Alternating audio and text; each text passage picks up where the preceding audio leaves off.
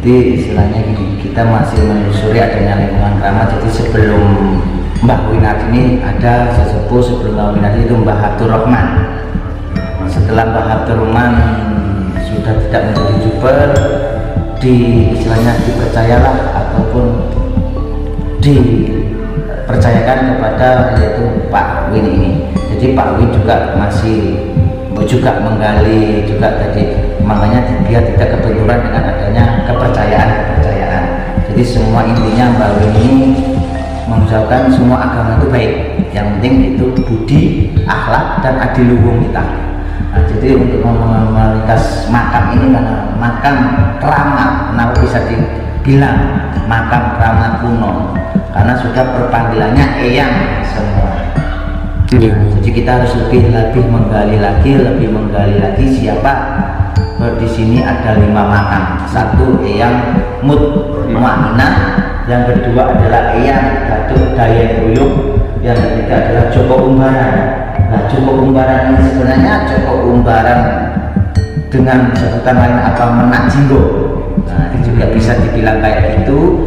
Juga ada lagi di sebelahnya eyang Sri Tandung. Di sebelahnya lagi ya Sri Nawang Wulan. Nah, jadi ini siapa, nanti kita bisa untuk menggali lagi lebih dalam lagi untuk prasejarah Kadipaten Blambangan, yaitu Banyuwangi sendiri. Dalam penelitian kami penemuan sebelum adanya Blambangan juga ada juga bisa disebut Banyuwangi dulunya Brangketan ataupun Selat Malaya. Nah, jadi menjadi Selat Malayanya dulu, apakah Kadipaten Blambangannya dulu, setelah itu Toyo Arum, setelah itu Banyuwangi. Kita masih menyimpulkan menggali lagi adanya Kadipaten Balunggung. Nah, Balunggung ini termasuk adanya Aulia dan Waliullah juga, yaitu Eyang Sumilir. Nah, jadi kita harus lebih menggali lagi. Nah, sebenarnya Datuk ini kita melihat Datuk Dayeng Ruyung ini kan berarti bukan asli dari orang Banyuwangi. Iya. Nah, berarti kan sudah ada Datuk Dayeng. Nah, berarti sesepuh ataupun terah atau kasta dari seseorang Bugis. Sedangkan antara Bugis sama Banyuwangi ini cuma bisa ditempuh jarak beberapa jam kan dari pelabuhan BUM atau THR. Itu kan ada sistem perdagangan antara Bugis dan Banyuwangi sendiri. Nah, jadi Mbah Datuk Dayeng Ruyung ini adalah sesuatu yaitu saudagar dulunya. Nah, setelah kami teliti ternyata memang di Banyuwangi di Kampung Kramati sendiri ada keturunan dari Aulia atau Waliullah, yaitu 3 orang ulama atau disebut 3 orang tokoh. Yang pertama yaitu Mbah Datuk Malik Ibrahim yang ada di desa Jalan Basuki Rahmat. Beliau diterima di Banyuwangi juga sekaligus dalam silsilah dia adalah murid dari Mbah Soleh yang ada di Manggisan. Setelah sekian abad atau berapa tahun disusulah seseorang adik, yaitu namanya Datuk Dayeng Ruyung. Cuma yang Datuk Dayeng Ruyung sambil mensiarkan agama Islam atau memberi ilmu kesara Islam, syariat Islamnya, yaitu ada di desa Lebak lingkungan Keramat sini sendiri. Jadi yang satunya adalah yang Datuk Dayeng Reso. Sedangkan yang Datuk Dayeng Reso ini posisinya sekarang itu masih kita di dalam bilang dalam jangkauan, karena posisinya ada di sebelah timur, yaitu di pinggir pesisir, atau kita melewati tambak sebenarnya, Mas. Gitu. Iya. Jadi kita harus mengenal. Berarti kalau sudah Datuk Dayeng Ruyung berarti kan saudagar dari Bugis untuk ke tanah Blambangan.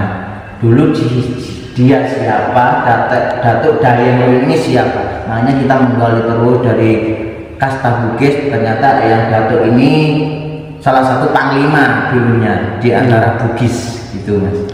Kalau kita bisa bercerita ini, Mas, ini kan kita kalau selama ini, Mas, ya, dari beberapa hal yang ada di daerah Banyuwangi sendiri, kita kan mengenal itu kan dari Prabu Menak Jinggo.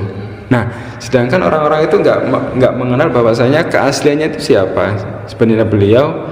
Jadi selama ini kan banyak kerancuan di dalam sejarah itu sendiri. Ya, gini, Mas, dalam kita mendapat cerita dari leluhur Kadipaten Blambangan sendiri, kita gimana? Kalau dulu dalam Blambangan ini kan dalam kekuasaan residensi yaitu Kerajaan Mangli atau Mangli di Bali. Jadi kita Minak itu adalah sesuatu kasta dari Brimira Bumi, yaitu Minak Sembuyu, Minak Semburat, Minak Uncak, terus Minak itu adalah memang kasta dari Kadipaten Blambangan Banyuwangi sendiri, tapi dalam kekuasaan Mengwi. Jadi kalau untuk Joko Umbara selama penelitian atau penelusuran kami, saya dengan kawan-kawan yang dulu, bahwasanya Minak Jinggo ini sebenarnya kita jangan membaca Minak. Kalau Minak berarti kan sudah menjadi Bali. Keturunan kasta dari Kadipaten Blambangan. Karena apa? Makanya yang kita bikin untuk meluruskan, sebenarnya Joko Umbara ini adalah putra dari Raja Pamotan, yaitu yang sekarang disebut Situbondo. Jadi bisa disebut Menak Jinggo itu kan karena julukan dari Kencana Wungu zaman era Majapahit. Kayak gitu. Oh gitu ya.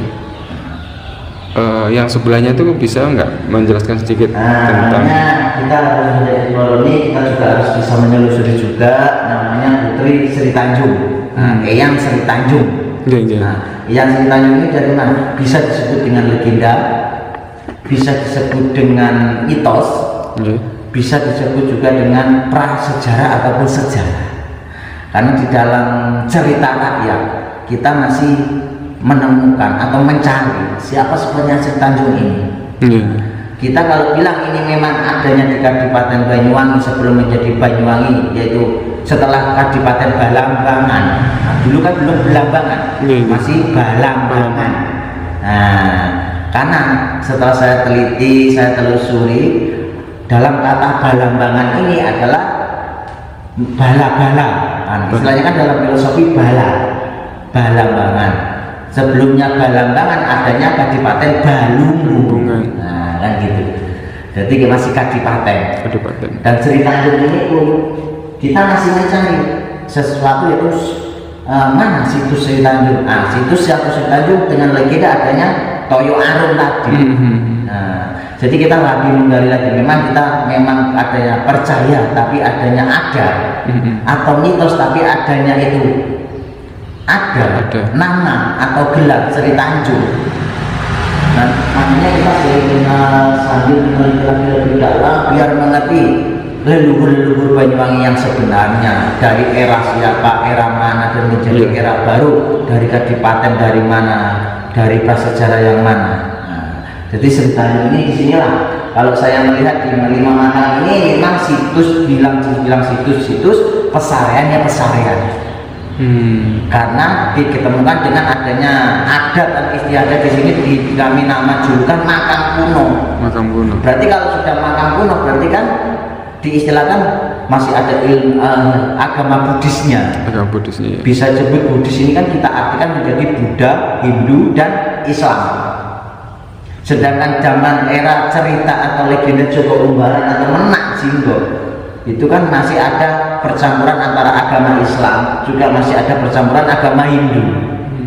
Sedangkan kita sendiri belum mengenal apakah Umbara ini masih Hindu atau menjadi lagi ilmu Budi. Kita kan masih menyelusuri lagi misalnya. Yang penting Joko Umbara ini punya legenda di Kadipaten Balambangan, dengan adanya Mbadayun juga sebagai kayak disebut Nurai yang ada di situs atau pesarean itu yang ada di desa Medayunan. Istilahnya kayak mungkin ada sesuatu kata-kata Mas yang bisa untuk selama ini kan banyak sejarah-sejarah yang dipelintir ya dengan berbagai macam hal di situ. Apa menjadi sebuah keinginan jenengan untuk semua masyarakat Banyuwangi sendiri itu Mas? Gini Mas, untuk teman-teman kita semua, untuk teman-teman kita sejarah mencari untuk kebudayaan di Banyuwangi sendiri, kita harus juga jangan sampai dengan adanya kepelintiran ini sejarah, prasejarah kita bikin ke sejarah, terus sejarah kita bikin mitos. Makanya kita harus bisa menguasai, harus kita bisa teliti. Dengan adanya kita kembali lagi, yaitu adanya makam, situs, petilasan, pesarean, dan makom. Kalau pesarean itu adalah, kalau sudah dibilang makam itu pesarean adalah kuno. itu berarti istilahnya tuh raga dan jasadnya memang dikubur di sini. Meskipun itu nanti dalam kehinduan di ngaben atau di kremasi, itu juga bisa disebut abunya juga dipendamkan di sini, itu juga termasuk pesarean. Nah, istilahnya kayak gitu. Maka situs adalah sesuatu reco atau arca, bahwasanya di sini memang ada dulunya sebuah kadipaten ataupun kaputren ataupun kaudana, yaitu atau istana misalnya. Kalau itu kita sebut situs. Kalau petilasan itu adalah sesuatu ajaran yaitu hijrah. Kayak yang Datuk Dayang Ruyung asal usulnya dari Bugis, dia hijrah ke Banyuwangi sini di lingkungan Rangka sambil mensiarkan agama. Berarti di sini petilasannya untuk mensiarkan agama. Dan petilasan itu juga harus kita berhati-hati. Yang Datuk Dayang Ruyung ini sampai akhir meninggal apa tetap di sini? Kalau memang tetap di sini termasuk menjadi pesarean, bukan petilasan lagi. Pesarean ya. Terus Joko Umbara kalau di sini, mungkin kalau dalam analisis saya sebelum adanya Eyang Mutmainah dan Eyang Datuk Dayang Ruyung sudah ada petilasan atau pesarean ini Eyang Joko Umbara, Eyang Sri Tanjung dan Eyang Sri Lawamulan. Kalau kita lihat dari nama, itu kan sudah zaman era kerajaan ataupun kadipaten. Kan Joko Umbara, Sri Tanjung. Iya. Dalam satu cerita lah. Dalam satu cerita rakyat legenda tadi. Nah, berarti di sini yang menemukan situs dan makam pesareannya Joko Umbara atau petilasan Sri Lawamulan kan orang dua ini, beliau ini. Iya. Eyang Mutmainah sama Eyang Datuk Dayang Ruyung. Mungkin dalam dia isyarat ataupun wisik dari agama kepercayaannya beliau masing-masing, dia bermukimlah di sini. Mungkin bisa menjelaskan untuk kedepannya, Mas, kita sebagai penguri-nguri budaya dan adiluhung yang ada di tanah Jawa, apa yang menjadi sebuah keinginan jenengan, Mas? Ya, kalau untuk luhur keinginan kita untuk penggiat sejarah atau prasejarah dan sejarah, yang penting kita jangan saling menuding dan jangan saling menggunakan diri kita masing-masing. Yang penting kita harus mengguri-guri dari mana asal usul beliau. Berarti kita jangan memihak atau menuduh seumpama yang Datuk Dayang Ruyung ini bukan asli orang Banyuwangi atau orang Blambangan sendiri. Jadi apa ya istilahnya itu, Datuk Dayang Ruyung ini di sini dulu pernah berjasa di Kabupaten Blambangan. Tidak memungkiri beliau tidak musuh dari Kadipaten Blambangan. Mungkin masih dibutuhkan dulu zaman Kadipaten Blambangan mungkin untuk peperangan atau menata untuk perang, apa bisa disebut panglima juga kan bisa. Jadi itu untuk teman-teman, mari kita syukuri adanya prasejarah di Banyuwangi kita sendiri ini sebenarnya masih banyak asli petilasan ataupun situs yang ada di prasejarah di Banyuwangi kita sendiri, yaitu Kabupaten Blambangan ini sendiri. Terima kasih Mas Bayu juga Pak Win sudah memberikan sebuah masukan-masukan untuk kita. Semoga nanti kedepannya apa yang ada di daerah kita diwujudkan dalam berbagai macam hal, mungkin petilasan, entah makam itu atau apapun, semoga bisa diwujudkan dalam hal sesuatu yang baik. Matur nuwun.